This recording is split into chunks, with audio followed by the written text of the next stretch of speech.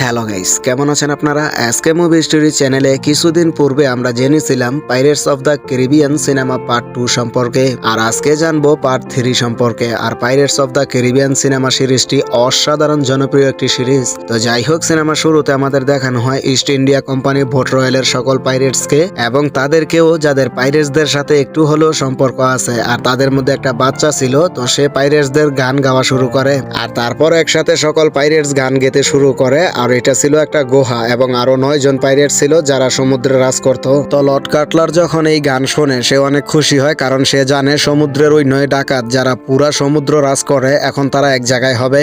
আর Lord কাটলার ওদের সবাইকে মেরে সমুদ্রের মাঝে সে নিজে রাজ করতে পারবে। আর সে এটা করতে পারবে কারণ তার কাছে ডেভি জন্সের দিল মানে হার্ট আছে। মানে এখন ডেভি জন্স ওটাই করবে যেটা লর্ড কাটলার বলবে। অন্যদিকে আমরা বারবুসা, এলিজাবেথ, উইল টার্নারকে দেখতে পাই, তারা সিঙ্গাপুর গেছে। অ্যাকচুয়ালি সিঙ্গাপুরে সাউ ফেং থাকে, যে সাউ ফাং শিখে লর্ডে, মানে ওই 9 জন ক্যাপ্টেনের মধ্যে সাউ ফেংও একজন।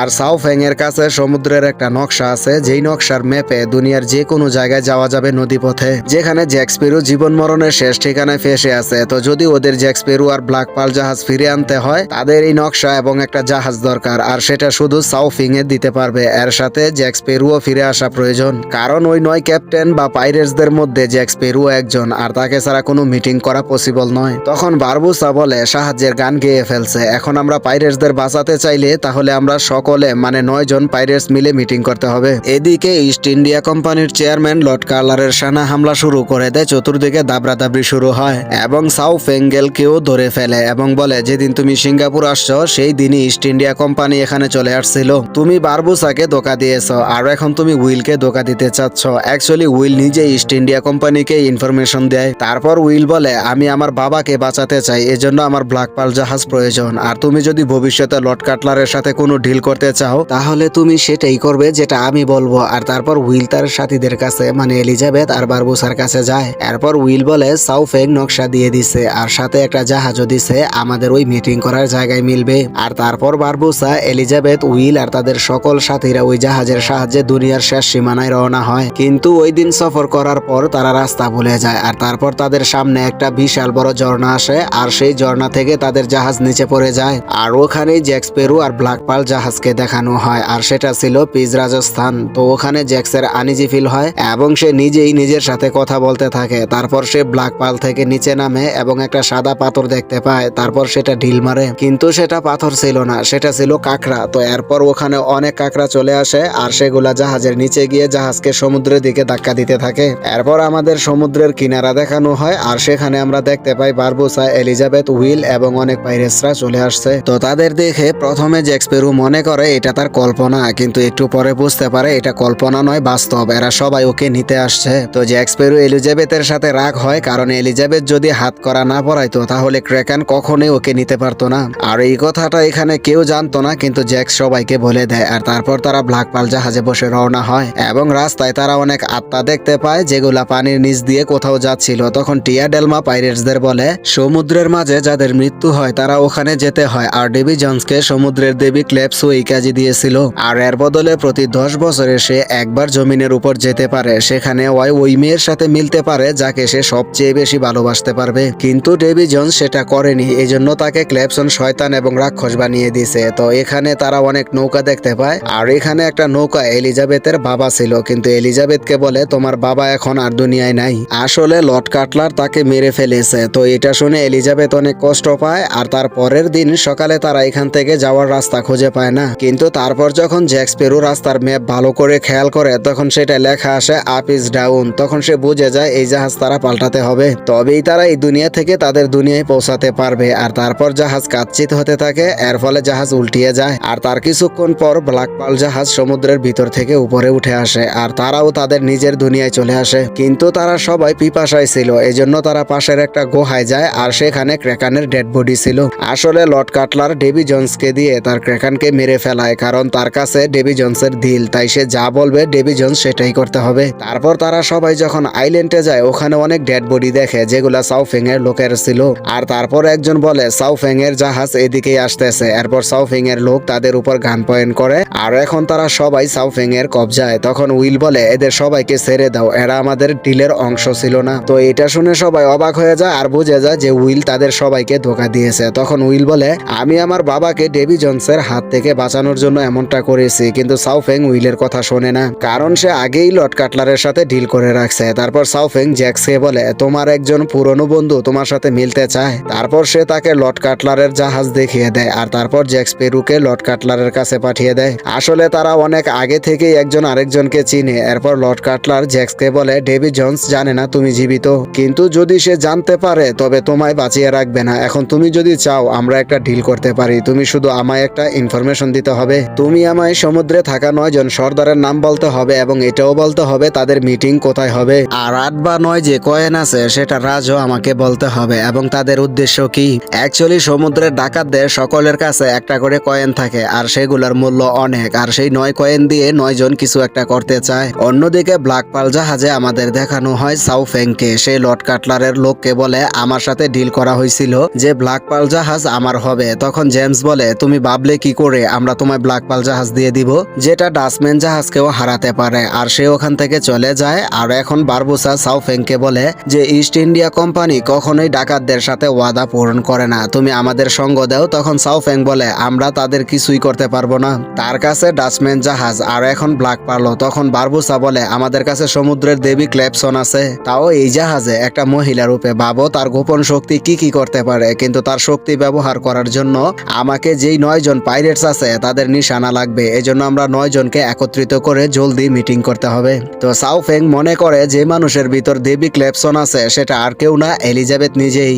এজন্য সে বারবুসাকে বলে, তুমি আমায় এলিজাবেথকে দিতে হবে, তার বদলে তুমি ব্ল্যাক পার্ল জাহাজ রাখতে পারো। তো এলিজাবেথ এখানে আর কোনো রাস্তা দেখে না, কারণ সে এখান থেকে যে কোনো কিছুর বিনিময়ে যেতে চায়। এজন্য সে তার শর্ত মেনে নেয়। অন্যদিকে আমাদের জ্যাক্স পেরু আর লর্ড কাটলারকে দেখানো হয় এবং লর্ড কাটলার আর জ্যাক্সের মাঝে ডিল ডান হয়ে যায়। আর তখনই লর্ড কাটলারের জাহাজে হামলা শুরু হয় আর জ্যাক্স পেরু ওখান থেকে চলে যায় ব্ল্যাক পার্ল জাহাজে। আর কাটলার দেখে যে ব্ল্যাক পার্ল আর সাউফেং এর জাহাজ দুটাই ওখান থেকে রওনা হয়ে গিয়েছে। তখন কাটলার বলে, ডেভি জোন্সকে বলো সে সাউফেং এর পিছু করতে, আমি ব্ল্যাক পার্লের পিছু যাব।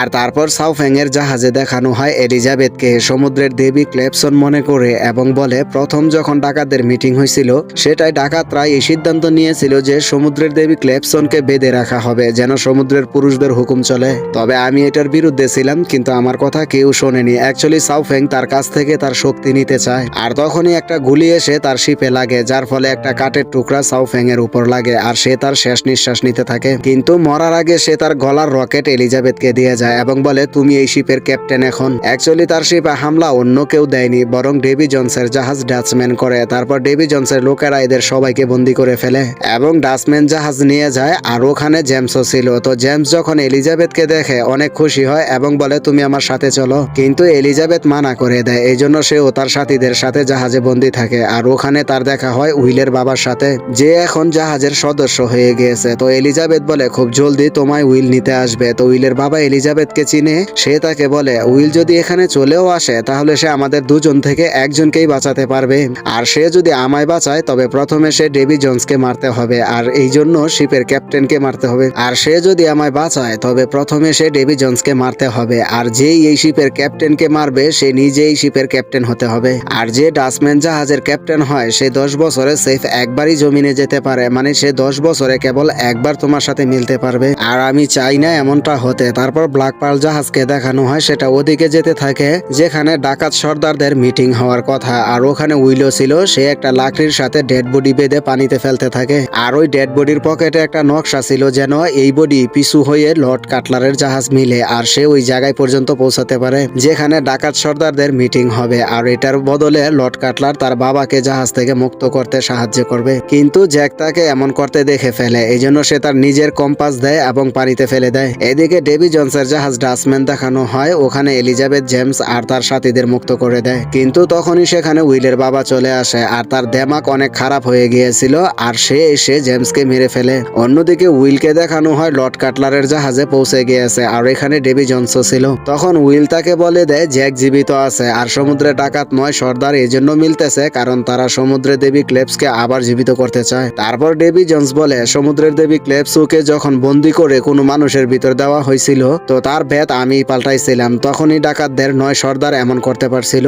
আর তারপর উইল এখানেও লর্ড কাটলারকে বলে, আমি তোমাকে ওইখানে নিয়ে যাব যেখানে সমুদ্রের 9 সর্দার একসাথে মিটিং করবে। তার বদলে তুমি আমার বাবাকে, যিনি ডেভি জন্সের জাহাজের ডাচম্যান বন্দী আছে, তাকে মুক্ত করে দিতে হবে। আর তারপর তাদের দুজনের মধ্যে ডিল হয়ে যায়। অন্যদিকে দেখানো হয় ডাকাতদের 9 সর্দার একসাথে হয়ে গিয়েছে।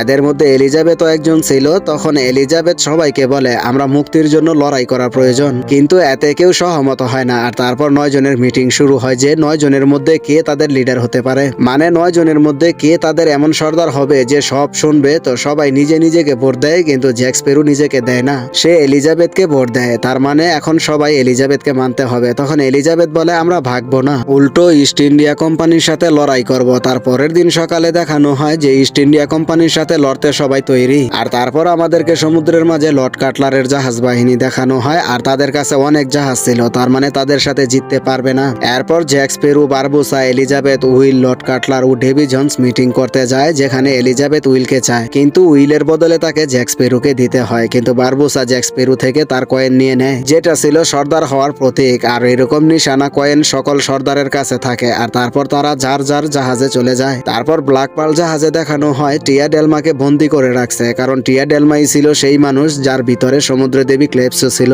আর এই জন্যই সে বারবুসাকে জীবিত করছিল যে যতক্ষণ 9 সর্দার একসাথে হয়ে তাদের নিশানা না দিবে ততক্ষণ ক্লেপসোকে মুক্তি দেওয়া হবে না। তারপর এরা সবাই যার যার নিশানা একটা পর্দায় রাখে। আর তখনই এক ডাকাত টিয়া ডেলমার কানে কানে বলে যে আমরা তোমায় জেসমানি থেকে মুক্ত করতে চাই। এরপর ওই কয়েনগুলোতে আগুন লাগিয়ে দেয়। আর যখন ওটার ধোঁয়া টিয়া ডেলমার নাকের ভিতর যায়, তার রূপ বদলাতে শুরু হয়। আর তারপর উইল তাকে বলে দেয় যে ডেভি জন্সই ওই মানুষ যে তোমাকে ধোঁকা দিয়েছে, সেই 9 সর্দার আর তোমাকে বন্দি করার তরিকা বলেছিল। আর এখন টিয়া ডেলমা যে আসলে ক্লেপসো ছিল, তো তার শরীর অজানক বড় হতে থাকে এবং সে বিশাল বড় হয়ে যায়। আর সবাই ওর সামনে হাঁটু গিরে বসে যায়। তখন বারবুসা বলে আমি তোমার গোলাম, তুমি আমাদের দুশ্মনের উপর তোমার ছায়া দাও। এরপর ক্লেপসনের শরীর কাকড়ায় বদলে সমুদ্রে পড়ে যায়, কিন্তু সে দুশ্মনের উপর হামলা করে না। আর এটা দেখে বারবুসা এবং সকল পাইরেটস নিরাশ হয়ে যায়, কারণ তারা এখন আর ইস্ট ইন্ডিয়া কোম্পানির সাথে লড়াই করতে পারবে না, কারণ তাদের কাছে জাহাজ সংখ্যা অনেক। এদিকে এলিজাবেথ তার বাবার প্রতিশোধ নিতে চায়, এই জন্য সে সবাইকে ভাষণ দেয় এবং বলে আমরা একজন মুক্ত মানুষ, তাই আমরা দুশ্মনের সামনে হাঁটু গিরতে পারবো না, আমরা সামনে গিয়ে ওদের সাথে লড়াই করতেই হবে। তখন সকল পাইরেটস লড়াই করতে প্রস্তুত হয়ে যায়। আর তখন সেখানে একটা বিশাল বড় তুফান আসে। আর সেখানে 2 জাহাজ মুখোমুখি হয়ে যায়, এক ব্ল্যাক পার্ল আর এক ডেভি জন্সের ডাচম্যান। তারপর দুজনের মধ্যে যুদ্ধ শুরু হয়ে যায়। আর ওখানে ডাচম্যান জাহাজ যেখানে জ্যাক স্প্যারোকে বন্দি করে রাখছিল, সেখান থেকে জ্যাক ছুটে যায়। আর সে ওই সিন্দুকটাও পায়, যেটার ভিতর ডেভি জন্সের দিল, কিন্তু ডেভি জন্স তাকে দেখে ফেলে, এজন্য সে তাকে বাদ দেয়। আর এখন ডেভি জন্স আর জ্যাকের মধ্যে বিশাল লড়াই শুরু হয়। এদিকে ব্ল্যাক পার্লে দেখানো হয় উইল আর এলিজাবেথ একসাথে মিলে দুশ্মনের সাথে লড়াই করে। আর তখনই উইল এলিজাবেথকে বিয়ের জন্য জিজ্ঞেস করে, সেও হা বলে দেয়। আর লড়াই করতে করতে বারবুসা তাদের বিয়ে করিয়ে দেয়। অন্যদিকে ডেভি জন্স আর জ্যাক স্প্যারোকে দেখানো হয় তারা দুজনই ওই বক্সের জন্য লড়াই করতে থাকে, যেটার ভিতর ডেভি জন্সের দিল। তো ডেভি জন্সের কাছে বক্সের চাবি ছিল, কারণ সে সেটা হাসিল করে ফেলে, কিন্তু জ্যাক তার সেই অঙ্গ কেটে দেয় যেটা চাবি ছিল। আর যখন ডেভি জন্স জ্যাক থেকে বক্স নিতে চেষ্টা করে, তখন জ্যাক তাকে ধরে ঝুলে যায় এবং জ্যাক ওই বক্সটাকেও ফেলতে সফল হয়ে যায়। তারপর উইলো জাহাজে এসে পড়ে এবং বক্সটাকে উঠিয়ে ফেলে। তারপর তার বাবাও চলে আসে। তার দেমাক এখন ঠিক ছিল না, সে উইলকে চিনতে পারে না, উড়াদুরা হামলা শুরু করে দেয়। আর ওখানে ডেভি জন্স জ্যাককে মারার জন্য পিছে চলে আসে, কিন্তু তখনই সেখানে এলিজাবেথও চলে আসে এবং এলিজাবেথ আর ডেভি জন্স লড়াই শুরু করে। আর যখনই ডেভি জন্স এলিজাবেথকে মারতে যাবে, উইল পিছন থেকে তার শরীরের তলোয়ার ঢুকিয়ে দেয়। তখন ডেভি জন্স বলে মনে হয় তুমি ভুলে গিয়েছ, আমার দিল আমার কাছে নাই। তারপর সে উইলকে হামলা করে, এর ফলে উইল পড়ে যায়। আর যখন উইলকেও মারতে যাবে, তখন জ্যাক স্প্যারো চলে আসে। আর তার হাতে ডেভি জন্সের দিল ছিল এবং একটা চাকুও। আর সে ওকে মেরে ডাচম্যান জাহাজের ক্যাপ্টেন হতে চায়, কিন্তু এর আগে সে এমনটা করবে ডেভি জন্স তার তলোয়ার উইলকে ঢুকিয়ে দেয়। এদিকে জ্যাক্সের কাছে আর কোনো রাস্তা ছিল না, তাই সে উইলের হাতে ডেভি জন্সের দিলে চাকু ঢুকিয়ে দেয়।